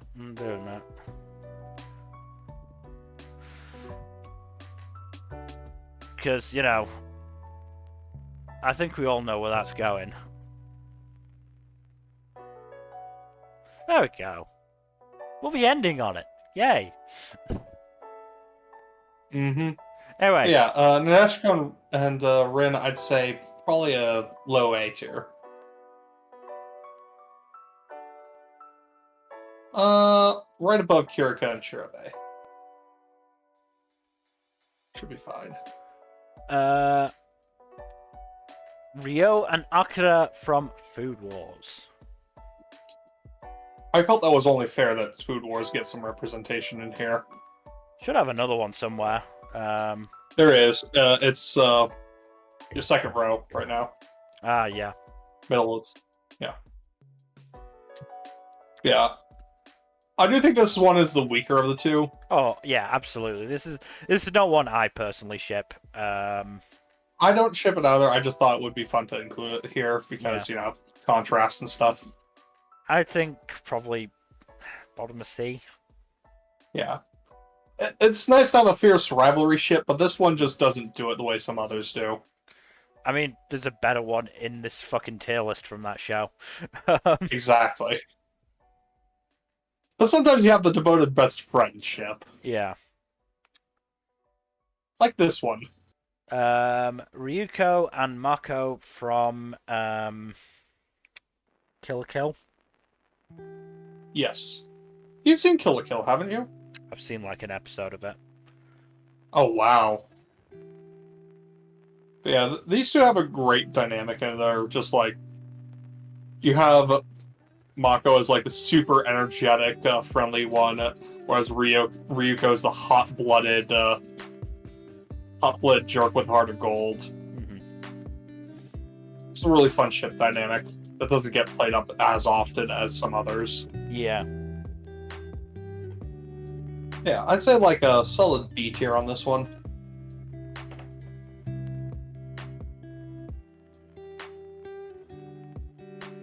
I'd say probably below even Alley. Actually, no. Yeah, actually that's fine. That's fine. Saitama and Genos. This one is a really popular ship, and I can kind of get it, but I don't really ship it myself. Again, this is one that would probably be low C tier for me. No, I agree. Where do you want to put it? Let's go there. Seems reasonable. Sarasa and I, Kageki Shoujo. This is a good one.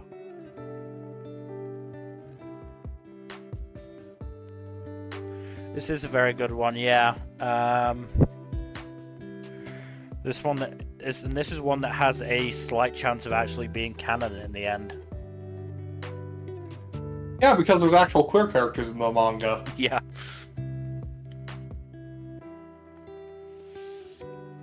Where do you think? I don't want to say A, but what do you think? I would probably say... Or do you think it's not quite enough for A? No, I would say high A, to be honest. I'd probably put it below Sally and Risa, but still. Yeah, okay. Yeah. Or Sally and... God damn it. Sally and Maple. Yeah. Damn characters who have two different names. Yeah, okay. I do probably think it's in that sort of similar tier as Sally and Maple and Chisato and Takina. Mm-hmm. Sasaki I know and where you're putting this. Miyano. I know where you're putting this. I'm not going to argue with you on it. S tier? S tier. This is going to be one of my rare S tiers where I don't just chuck it to the top of the list, though. So I will probably say lower on the S tier scale. In fact, I'll put it at the bottom for now. It's still S tier, though. Yeah. No, it's still a very, very good ship. Again, it's one with good communication. Though yes. It takes a while for them to actually, open their fucking mouths and go, hey, I like you, or at least on Miyano's part. Mm-hmm.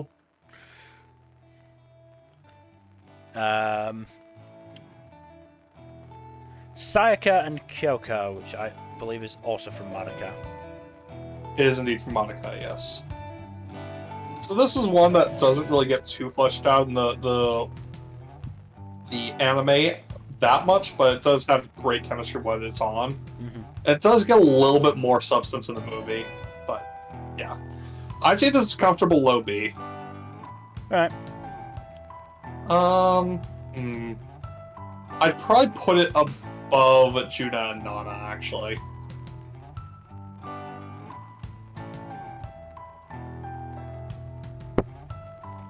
Alright.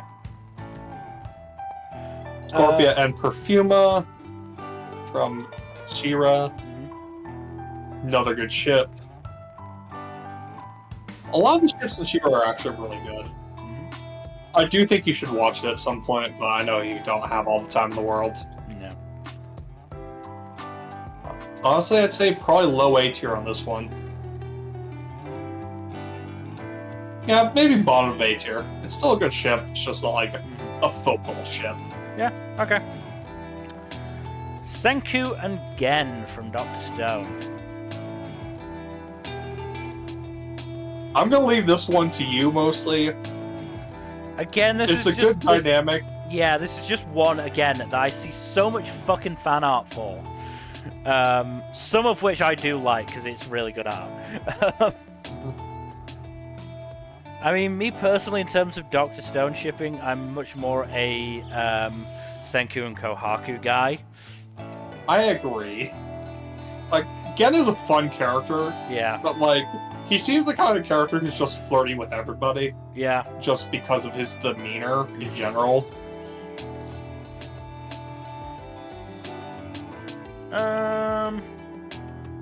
Let's go with that.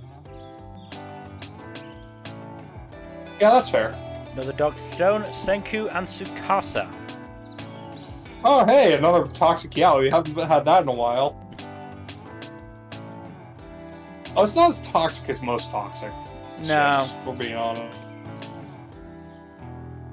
And to be honest, it stops being toxic after the first Major saga, arc, yeah. the first major saga. I'm still probably going to go C, because for similar reasons to Senku again. While they do have chemistry, I do not think it's the romantic variant, personally. Yeah. Tsukasa has good chemistry with a lot of other characters, too. It's not just Senku. But Senku, he probably does have the strongest chemistry with. Yeah. I'm going to put it above Bakukiri. Probably sacrilege to some fans, but fuck it, I don't really care. Surafu and Miku from DIY, Do It Yourself. Do it to This is a yourself. good tsundere ship. Yep. This is the one good tsundere ship that I think I've actually seen.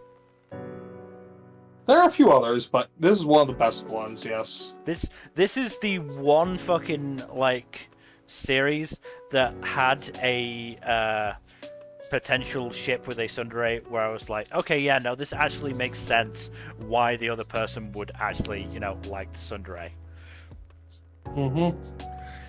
It is similarly hurt as other ones in that it was not confirmed, but I'm still willing to put it sort of around this range in A. Yeah, I'd say that's fair. Do you want to put it above or below Sally and Maple? I'm going to put it above just for the fact that it actually managed to write a good tsundere. I have said that there are others, it's just very difficult to thread that needle, unfortunately. Yeah. Sherlock and Moriarty. Not specifically this Sherlock and Moriarty from Moriarty the Patriot, though that is going to play a fairly significant part on our decision, I'm sure. This is probably the show that the version of the two characters that is the most shippable, I would say. Absolutely. At least where both are both men. Because I know there are definitely versions out there that have gender flip to one or both of them. Yeah. Let's be real. Oh yeah. But yeah, no, this version is a good one. I mean, this version essentially retired to somewhere in the Swiss Alps together. The end of the anime, at least. Yeah. That's definitely not gay at all. No siree. Like, come on. Where do you want to put this? You want to put this in A, don't you? Low A. Low A seems fair. Let's put it at the You want to bottom put of below? A. We'll put it at the bottom of A. I'm happy with that. Sherlock and Watson. This is for all versions, mind you, not just the Sherlock version. Because if we did just the Sherlock version, it would be considerably lower. This is one that I don't get into as much. To be fair, I only really get into the Sherlock and Moriarty one because of Moriarty the Patriot. No, that's fair. The thing is, like, this one I have a bit, the Sherlock version I have a bit of trouble with just because of how aggressive the fucking fan base is about it. My dude, we can put it in D if you want. You know what? Fuck it. Let's put it in D. Because honestly, I would read them more as queer platonic besties, if I'm honest. Yeah, and you know what? Sherlock is mostly ace-coded, if you ask me. Oh, Sorwo and Toriko. Good, you said the name, so I didn't have to try and pronounce that first one. It's been a while. It has been a minute, yes. It's been a while since I've had to say it, and I've butchered many names in between.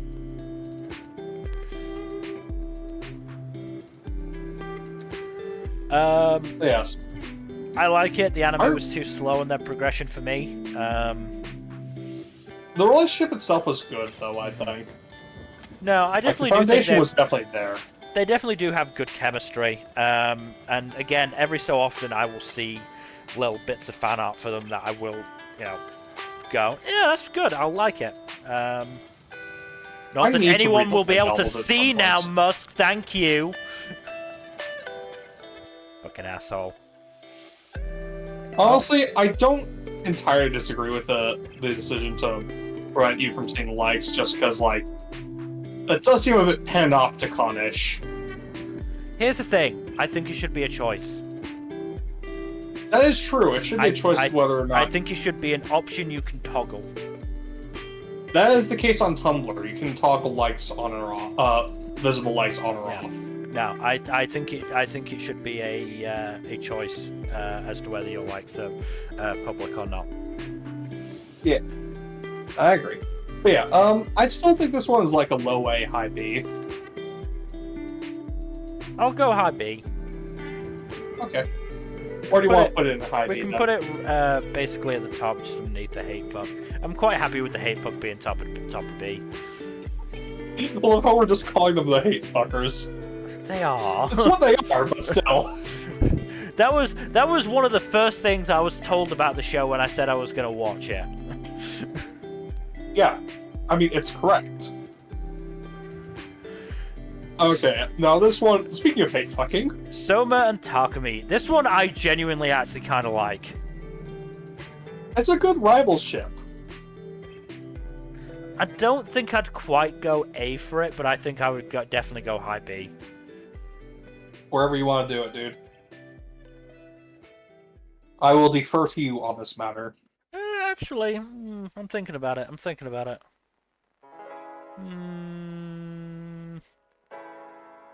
Bottom of A again, I think.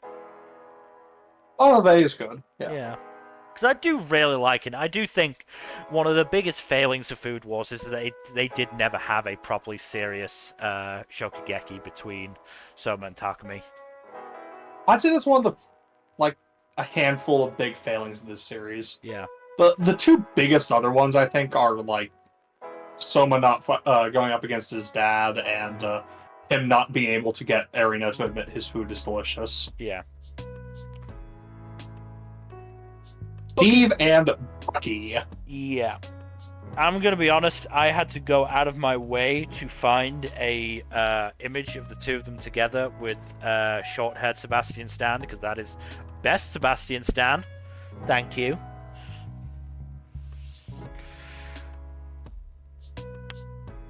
But look, I can absolutely see why people ship them together. There is, for a chunk of certainly the MCU at least, certainly in this one, I'm going to mostly be talking about MCU because, again, I haven't read any comics. So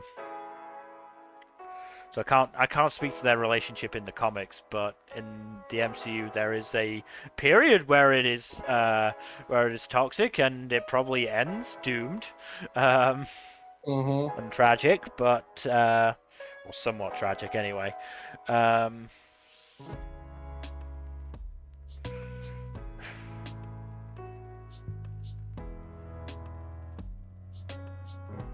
could go low B. Low B seems fine. And some of the Yaoi fan girls would probably tear us apart for some of these. Fuck them. we are Fujo arch enemies in some of these cases. Look, we're gonna get torn apart for our F tier, frankly. Yeah, no, that's fair. Quickly followed by, that bottom of D tier one. Yeah. Suletta and Miorine from Gundam, The Witch from Mercury. Fuck the suits. This is S tier. I love that the production team just went out of their way to be like, no, They made a fucking wedding album right after the suits were like, No. yeah, no, we want it's open to interpretation. Fuck you, corpo bitches. yeah, no, they just saw that and just went, all right, guys, we're gonna have to work a little bit of overtime here. Why? The fucking suits are trying to deny us our Yuri. Got it, boss. We're on it. Let's make this as undeniable as we possibly fucking can. Where do you want to put it in S tier? Let's go with right above Korosami. There is more firm confirmation on this one than in Korosami, unfortunately, but... Teru and Iko from Shy. You do deserve a little bit more input on this one, Mil. Yeah. Because I actually watched the fucking show. Yeah. Yes. I think that qualifies me. Too. It is a good show, yeah, and I'm looking forward to season 2. That's next season. Hell yeah. Yeah. Oops. And I'm fairly sure I've seen stuff from like recently in the manga where it's actually starting to be actually canon. So yes. Because I feel like I saw something, like, I think it might have been a couple of months ago now, somebody posting about both this and Sorowo and Toriko, because I think they had, like, chapters released at the same time where, like, the gay was, at the very least, like, implicitly confirmed. Oh, yes. Like I would have to see if I could find the tweet in question, but I'm fairly sure it was something like that. So yeah, I'm thinking A. Easy A, yeah. Again, probably with all the other similar ships. Again, I'm thinking in this top row here of very similar ships. There's fucking. Look. There's fucking we are very bookended by the yaois. Yes. I mean, is two genderless angels really yaoi? Fair. I mean, they are male presenting, so I guess so. I'm gonna put it there. I would say I'd put it above Ai and Sarasa personally, just because there's more canon evidence for it. Fair enough. Okay. I was humming and hawing about which side I would put it on. So I'm fine with that. Izuku, Shoto, and Ochako in that trio. I'm gonna put it bottom of S. I don't feel I'd feel wrong putting it higher, but fuck you, I'm putting it in S. I'm not gonna stop you, man. We're just going for vibes here. We're going for good vibes. I for the most fucking part. love this. I'm sorry. I love whenever I get to see it. There are so few fics about it. Nobody believes in it as much as I do, but I love it. I really do. I mean, it takes the ship of Tododeku, which I already fucking love, as we will see with its placement at the end of the list, and it adds Uraraka, who I love, and has a good dynamic with Izuku, and, can be very much written to have a good dynamic with Shoto. Obviously, Canon doesn't do it because, Canon doesn't really care. But, yeah, no, I do love this one. This one, on the other hand, Tony Stark and Steve Rogers. Toxic yaoi! Yeah, this is, again, one I'm probably going to lean towards D for. I don't... Do you think it's quite You won't put F? top of D to be nice. I'd say D. It's not bad enough to be F. I'm not quite willing to go top of D. Honestly, I think it should be towards the bottom, if not the bottom. Above DCL, because it doesn't do the barrier gaze thing. Yeah, because it's not actually gay. Yeah. At least Supernatural tried to commit for a little bit. For about 10 seconds. But for then 10 seconds. About 10 seconds more than the MCU. Yeah. Tsubasa and Maria from Symphogear. This is a good rival ship.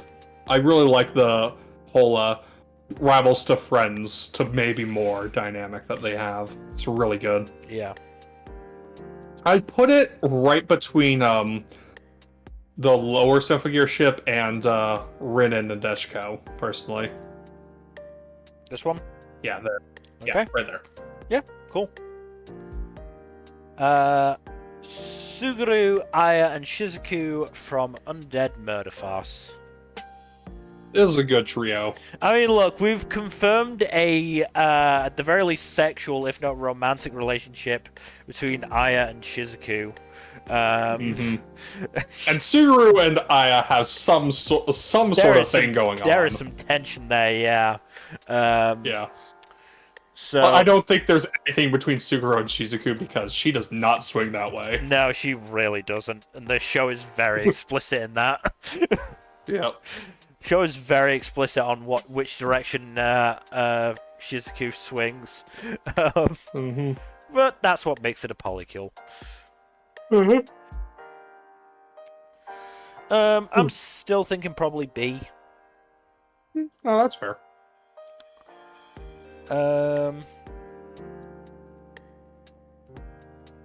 There. That seems reasonable. All right. This is going to Nest, isn't it? Ueno, Yama, and Mafiu. Yeah. Come on. I'm not going to debate you on it. I agree. I do wish it got more focus after they got together, but it still gets enough focus that I'm putting it in S. I will go with that. Yeah, that's fair. The Vanitas polycule. Pay no attention to the hole where it looks like Luca was. It is because there is very little official art with Jean, Vanitas, Noe, and Dominique all together without Luca in it, and Luca is not a part of this. He is emphatically not a part of this. I went out of my way to fucking erase him from the image. Good. It honestly works Also, like, better than I thought it would. I love. But also, the dynamic between these four is really good. Yeah, no, I love the dumbass chaos of these four.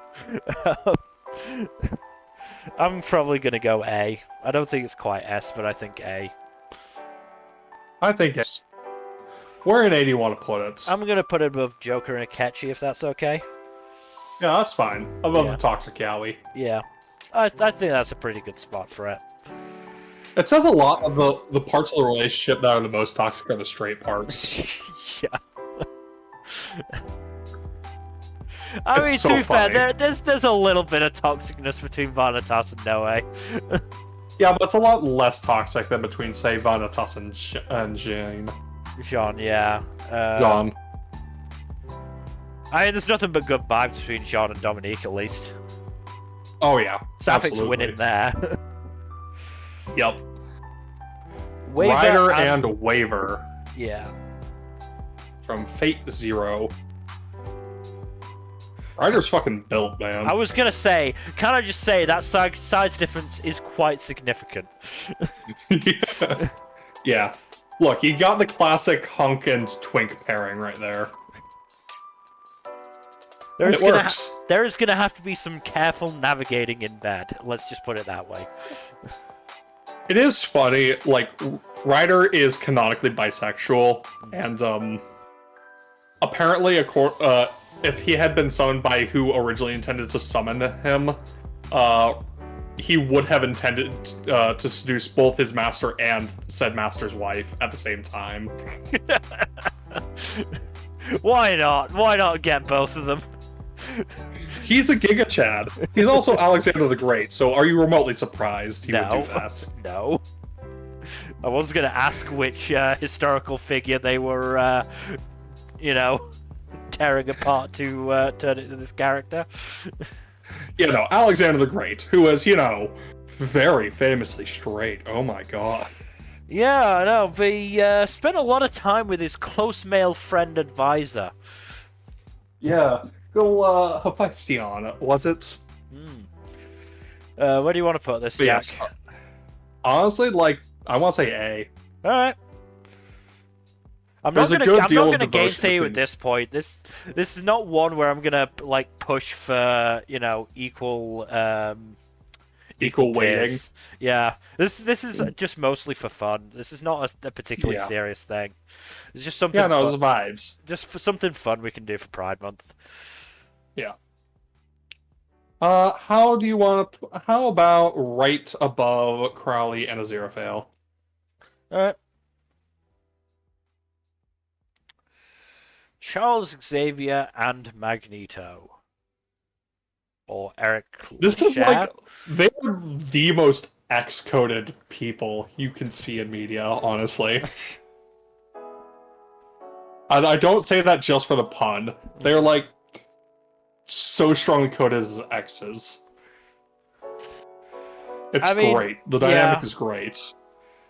I mean, if nothing else in the movies, it helps that Magneto is obviously played by Ian McKellen, who Yes. is gay, and Charles is played by Patrick Stewart, who is not afraid to get a bit fruity. Yep. And apparently they took it further in first class. So with the younger actors, can't Look, remember. you know Michael Fassbender would absolutely go that far. Michael Fassbender and James Franco, yeah, both of them would. Not James Franco, James McAvoy. James McAvoy, damn it! I knew it was a James. I knew it was a James. Yeah, I get the feeling that Fassbender went to the Tom Hardy school of sexuality and acting. Yeah. But yeah, this one's an A. Alright. I can't disagree. Do we want to put it with the other? Yes, I'd say above Kirk and Spock. Yeah. I mean, Just let's like be honest. the whole dynamic of two guys who have like such strong X energy with each other is just like, I mean, too hard and too delicious. Let's be honest. It is also still toxic doomed yaoi, but. Yes, but it's not as doomed or as toxic as some of the others. Yeah. I mean, that's the really interesting thing, is at the very least from Magneto's end that I've seen, and again, I haven't seen a huge amount. I did watch those 3 X-Men films that have not been massively well received, if I'm remembering correctly. X-Men and X2 were pretty good. X3 was the one that has not been well received. Yeah, but I have watched them. I'm fairly sure I did watch First Class at some point, which I also believe was not very well received. No, First Class was well received. Was it? Yeah, First Class and Days of Future Past were well received. The latter 2 movies in that series were not. Okay, I don't think I've watched them then. I definitely watched First Class. Yeah. And if you want more goodness of just like, honestly, X-Men 97 is really good. That just came out recently, and it's only like 10 episodes, so I'm definitely gonna watch that at some point. I might try and convince my mum to watch it with me, actually. That seems like something she might enjoy as well. I think she did enjoy the X-Men films as well. But my point is that as much as Magneto and Charles are very obviously on different sides of a strong ideological conflict, Magneto at the very least has such respect for Charles. Mm-hmm. Which I think bumps it up for me at least. I would agree. Yori and Himari. This is just such a cute, wholesome pairing. I mean, are we allowed to call it tragic just based on the anime's production? No. The manga is also really fucking good. You should read the manga. I will continue to show the manga because it does not have the problems the anime does, and also is just really that fucking good. Yeah. S tier. I would probably put it right below Bumblebee. Look at that. 2 black-haired and redhead couples. Yep. Works. Yoruichi and Soifon. From Bleacher. Black. Honestly, not the worst pairing that series has produced by a long shot. I'm fairly sure that's not a low bar, or that is a low bar. It is a low bar. Yeah. I'd say like top of C, bottom of B. Let's go top of C. It's been a while since we put something in C. Yeah. Victor and Yuri from Yuri on Ice. Am I allowed to call this one tragic, considering the movie Mappa just decided to drop the movie? The movie's a prequel, so maybe not? Was it going to be a prequel? God, I'd sort of stopped paying attention to it after a I while. Adolescence, it was focused on Victor, I believe. Fair. I wasn't sure.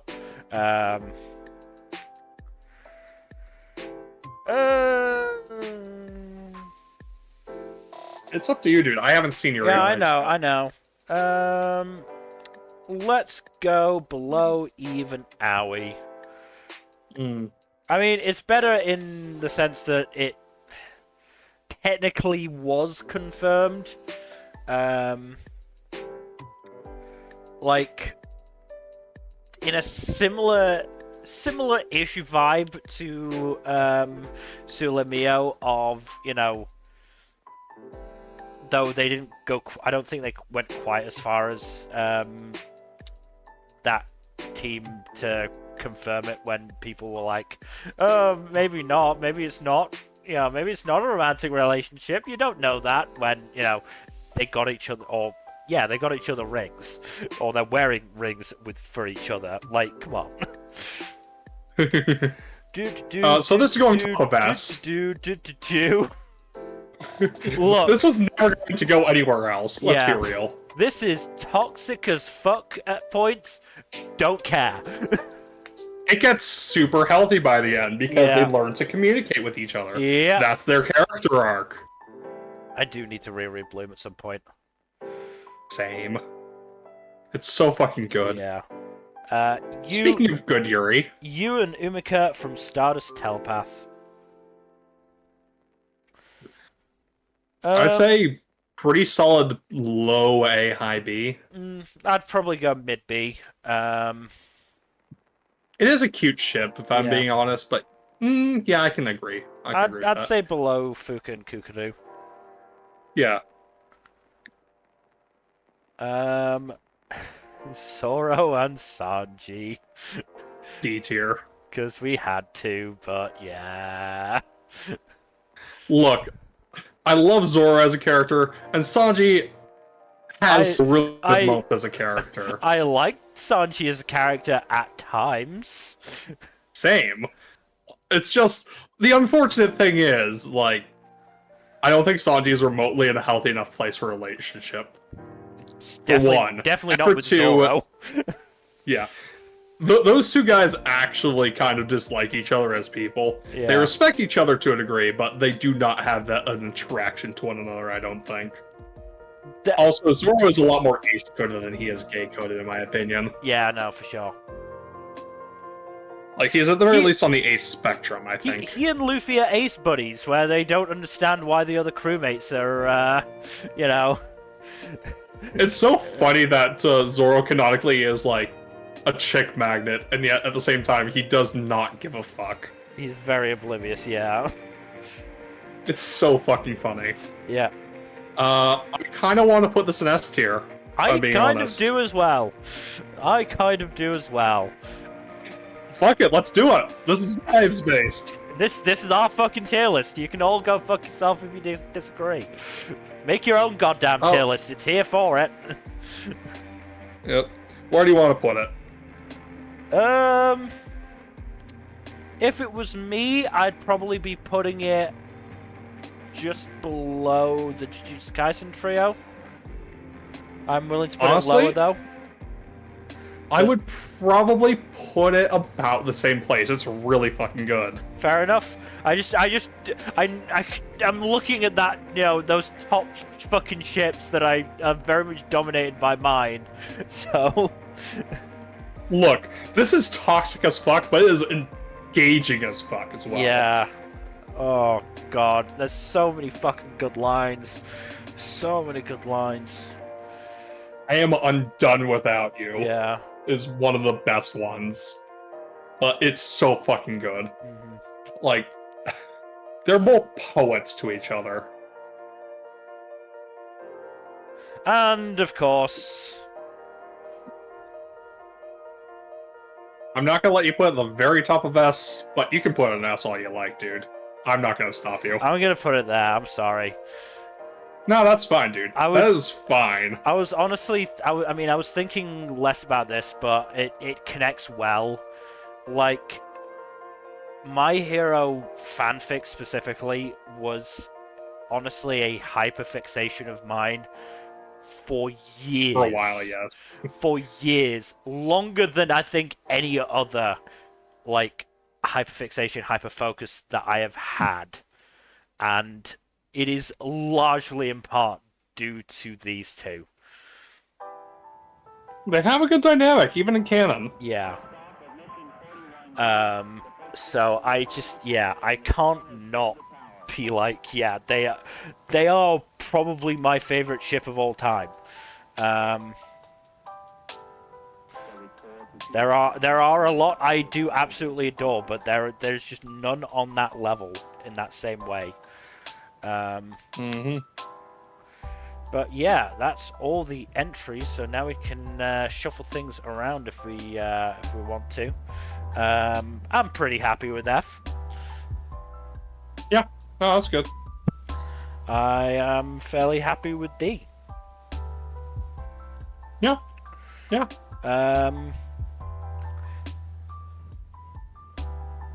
Do you think we could maybe move Rio and Akira down to D? If you want to, I'm not going to stop you.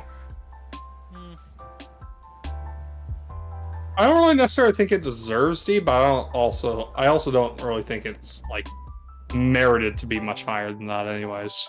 Yeah, I mean, I just don't personally see it. And I kind of do like having Francisca and Adrian as the bottom of C as two characters who, you know, canonically barely interact on screen. Mm-hmm. Yeah, I'm pretty happy with C. I do kind of want to move back Akiri up a bit. If you want to, go for it, dude. The question is where. Let's go there. That's fine. Let's put it in the middle. Like I said, it's not really my thing, but I can see why it's a thing. And it's not, you know, it's not a ship that I'm, you know, would instantly be turned off by, in, you know, a reading sense. Like I said, it's just not my thing for a focus.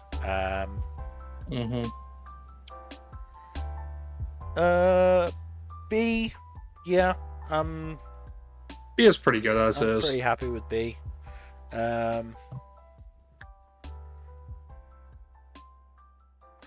Bookended by fucking review Starlight. That's great. Honestly, we run the gamut. Yeah, honestly, that's what's stopping me from wanting to move Karen and Hikari down. So yeah. Oh, some people on our server will be so mad with us. Well, they can make their own fucking list. I think we have legitimate reasons for where we have put those two. They should just be glad that fucking Kaoruko and Futama's not on, because that would be in C at best. That one is the Toxic Yuri ship. Yeah. And poor Mahiru's there on her own, so she can't be in this tier list. I mean, we could probably get away with putting Mahiru and Karen, I suppose. Probably, but that's so one-sided, unfortunately. Yeah. I think A tier is pretty good as is. Yeah. Yeah, no, I think I'm happy with A tier. And obviously happy... Like I said, if you want to move, like Bumblebee or Himari and Yori up, I'd be absolutely fine with that. Honestly, they're pretty good as is, and I like having spread pretty evenly across stuff that you or I like some degree or another. So honestly, I would kind of want to move Gideon and Harrow up above the Jujutsu Kaisen trio. Yeah, no, I'm fine with that. I'm fine with that. I'm not going to force you to sacrifice Reki and Longa for that, but look, I have read I've read a lot of fucking Gideon and Harrow fics in my time, so you know I'm. Yeah, you read the Harrow the Ninth. Of course, you read the fics. God. Oh God. I both hate we and need to love talk that about book. this on the stream at some Yeah. point. We need to talk on a stream. I both hate and love that book. Oh. It's so fucking wild. Anyways, this is your reading recommendation video. Read the Locked Tomb series. Yeah. It's all really fucking good. Yeah. And insane. Tamsin is an insane person, and yeah, like, it's really fucking good. Yeah. Yeah, I'm really thank looking y'all forward to for book watching. 4, but yeah, that is. Let us save and download. There we go. Yep. Yeah, I think Yep. this went well. I'm happy with this. Yep. Yeah, same. So yeah, thank you everybody for watching. Hopefully you've enjoyed us rambling about ships we like. This was supposed to be like not a tier list stream. It was supposed to just be like a regular podcast stream of us talking about queer ships we like, but we weren't entirely sure how to do it. Really? Yeah, the formatting kind of escaped us. Yeah. So this was easier. Like, and you know, this gives us that chance to talk about these ships that we like and some we don't like. You know, without that being sort of the sole focus of it, sort of thing. And there are plenty of other opportunities for us to discuss other ships that we might have missed here. Because I'm sure we've missed at least a couple. Yeah. I mean, look, there are definitely ones we, you know, absolutely there are going to be ones we've forgotten. There are ones we chose to leave out. I mean, like I said, I probably should have put Bokuto and Akashi from Haikyuu in there, but I chose not to put any Haikyuu ships in other than Kagehina, just because, you know, as I said, it's not really a series that I am a huge shipper for.